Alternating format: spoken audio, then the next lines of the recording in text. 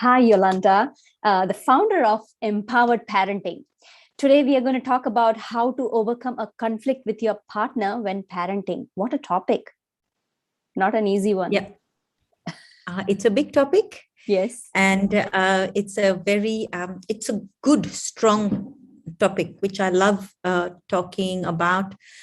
And the reason I love talking about it is because a lot of families go. I don't think any family is exempt in having conflicting ideas on how to parent. But let's just first understand why we come to this point of having a conflict with our partner. Yes. And that's because both parties come with the purest and best intention to do the best for their child. And often one partner forgets that the other person is really only doing their very best, given their experience, given their own experience of how they were parented, given the experience of how they were raised, the community, the society, the village that each partner was raised in. And based on our own experiences, they form our limitations with which we come into parenting a child together. So how interesting and exciting for a life experience for two people, for two different boundaries, two different experiences, to come together to parent the child with the best possible interest. And often we can be so in a swirl and in our own world, thinking that our way is the best way, so the other person is not doing the best because does not match our perspective of what best means. But if we put ourselves in their shoes and able to see that they are actually doing their best given their experience and their knowledge and the way they were parented, and the hurts, and sometimes there's a lot of hurt there that we come into parenting with from the way we were raised. So many parents say to me, oh my God, I don't want to be like my dad. I don't want to be like my mom. And because they're resisting those behaviors so much, what we resist persists, and they become that person. And they say, oh, I had a whole life-changing experience. I felt like a mirror just flash in front of me, and I saw my mom in me. And that can really cause those challenges that we feel. So some of the causes in conflict between partners is, like I mentioned, the different childhood experiences that we come in. Another reason for conflict is we feel judged. We feel judged by our partner in the way we are parenting. We fail to understand that both parties are doing things in the best possible way that they know, which then brings us to a point when both parents have different sets of hopes and aspirations for their child, and even sets of fears that they come in with their child. A lot of ego plays out because it's our own. We are really, at the end of the day, we are seeking our own worthiness. Mm-hmm. And so we feel that threatened because we are being told what to do and that we are not right. So a lot of that brings up our own personal self-judgment in the end, our own feeling of not feeling good enough as a parent, and guilt and shame are very dense emotions that parenting can allow us to experience. And another one is not feeling validated and heard again by our partner is a big one. So while we see that the conflict between parents in parenting is a big one, it also holds the key, and it also holds beautiful golden opportunities to create togetherness and to create what that child is. Every child comes into the world with so much. It comes in the world with our core being, which is love. We're all love. We come here to experience love. And on that journey, our child, to feel safe, needs to know that their parents love and respect each other. You might be together, you might not be, and that's fine. Irrespective, if you want to give your child an experience on their journey, loving and respecting each other is key to create that safety net as you raise your child. Very important. The love and respect between the parents. That's right. And you might have resentment, and you might have a lot of hurts from how your relationship has turned out. And I mean this for parents that are no longer together, which we have so many parents today who are raising kids as single parents. Yeah. And it's so important that your child knows and feels, not just in words, but actually feels your love and respect for the other partner that created them. So love and respect, because your child is watching Child is both of you. Feeling. Energy before being. Energy, they feel who you are and where you're at, which was a very big journey for me, because 5 years ago, I chose to end my 22-year relationship with the father of my kids. And you think I was challenged to love and respect him through that? I was, but it was the most beautiful journey that I had to come within my own self to completely love and respect him and allow him to go his own way and choose to go my own way, knowing that it was done in love and respect of our journey together had ended. Yes, we had all the challenges which brought us to this point to know we could no longer parent together or be together, and that it was okay to be where we're at and feel so much love and respect for the challenges that I felt through those 22 years. Those years when I was depressed, where I beat myself, when I went through the not good enough, when I felt so much of hurt, to love and respect through that is what I needed to do. Yes, for my kids, which was the brilliant thing to give to my kids, a gift of that, but I also did it for myself and could see how safe my kids could feel then. And our kids will be attracted to personality types of the parent that is more in alignment with themselves, who loves and respects themselves. So often I find parents say, oh, my child behaves in this way and reminds me of my ex, and it brings up a lot of undealt with emotions. That's perfect. That's emotions you need to deal with within yourself. And the reason why you're seeing it in your child and you're projecting it on your child is where we need to get curious within ourselves and heal that. So our children are showing up the conflicts that we have. And I can keep talking about this that's on excellent. And on. So you really need to bring me back, Reena, to what we're trying to achieve it's here so today. important, because you have gone through that.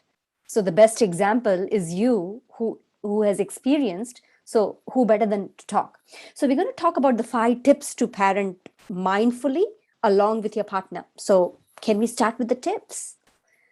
Can we look at some of the effects of how parenting affects conflicts in parenting affects the child quickly? Absolutely. I think that's so important for us to know why we are doing this. Yeah.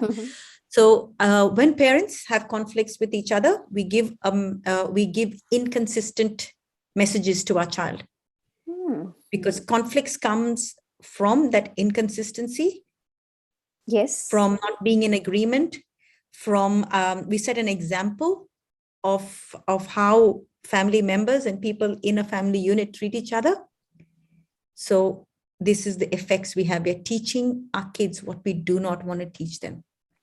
We're teaching them retaliation. We're teaching them responding in anger. We're teaching them reactions and negative behavior and negative emotions. And we're teaching them disconnection from our own emotions, not allowing ourselves to feel. It causes confusion in the child on how to respond. So when parents are in conflict, the child is in a bigger conflict. We think we're not affecting, we're not talking or not raising our conflicts in front of the child. Our children feel our energy. They are pure emotion. Our kids are pure 100% emotions. So we really need to come back to ourselves, address the stress and anxiety and the resentment we feel, because it is causing a lot of chaos, and it is a major reason for a lot of challenging behavior in kids that experience conflict in parents and in their homes. also models to our kids how to handle conflict. If we are attacking and counterattacking all the time, and then we are wondering why is our child behaving this way, it's because we have modeled how to handle conflict to our child. They learn it from our Exactly. behavior, and Exactly. and it stays with them forever, right? If the parents don't It amend doesn't it. have to stay with them forever if the No. parent has made new choices. Okay. Because we are always aligned to joy, to love. That's our true nature. That's good So news. the moment a parent starts to experience life on this level, a child just is attracted to that because that's their true nature at core. So it's never too late. Okay. Never too late, because Change that's our in true nature. We always come back home. Love, joy is our natural state. Excellent, Yolanda. That's good news, So actually. 5 tips for you, Reena. Yes, please. To know that you both have equal say in parenting. Okay, yeah. One partner, one parent often, does these courses, they come along and they feel that, yes, I know all this. And then they go back home and their partner hasn't been to my webinar, hasn't been to my event. So they don't know. So their thought pattern is different. Mm-hmm. It's important that both parents know that both parents have an equal say. No one is better. No one is less. Everyone is doing the best that they know, given the experiences and the knowledge they have.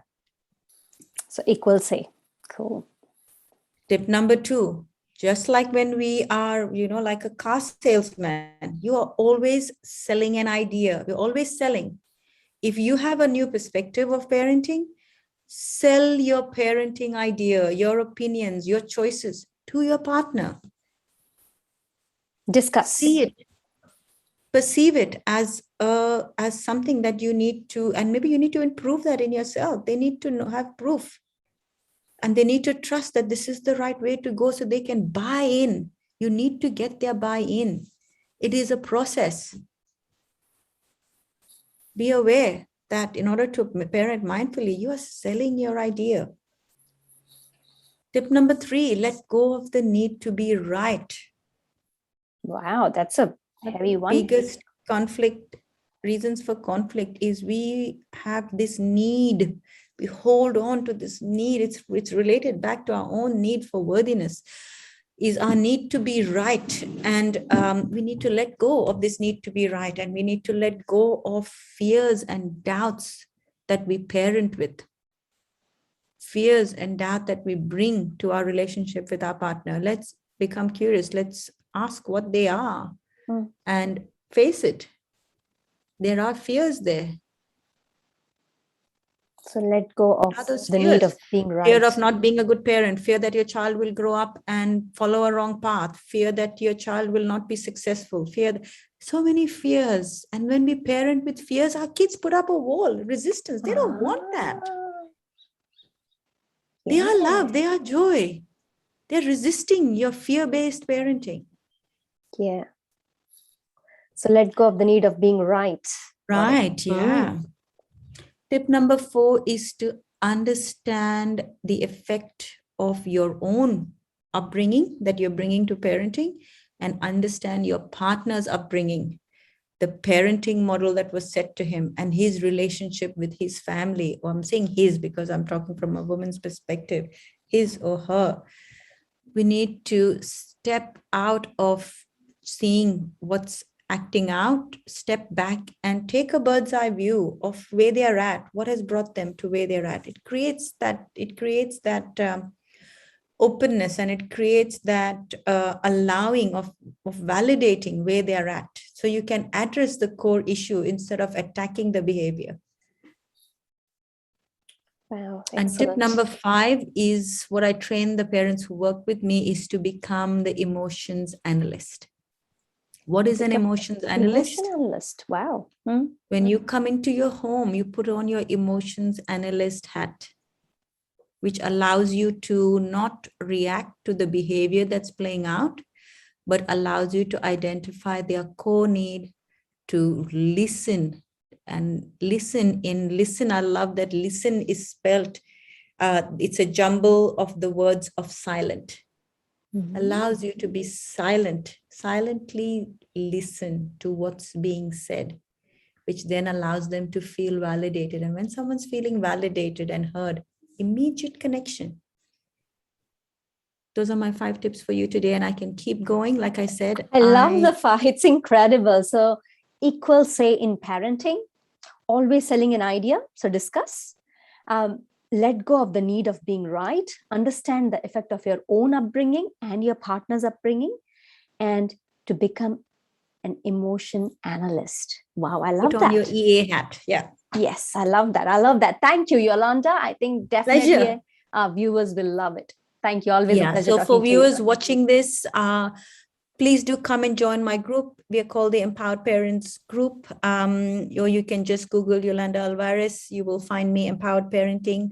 I have a book as well, which I'm always offering parents who would want to, who are not ready to jump on and do the work. But I've got a book. I'm just looking for my book. It's Abundant Motherhood, Empowering Moms to Empower Their Kids. It's a book that I wrote along with my girls because I believe it wasn't just important for me to share my perspective, but was also important for my girls to share their experience with a parent who follows these techniques and this empowered parenting techniques of what your child get to experience. And because they have been through this journey of my own evolution, they were able to give a view of how I was in the past and their experience of me. That anxious mom, that mom who wasn't sure of herself, didn't have trust and confidence, to today, what freedom and liberation they get to experience from being parented by a parent who trusts and feels confident in themselves. Fantastic. So we can put a link maybe to buy this book. We'll definitely or even do that. If you just Google Abundant Motherhood, Empowering Moms to Empower Their Kids, you will be able to purchase the book. Awesome. Thank you so much, Yolanda, for your time. Pleasure. Thank you.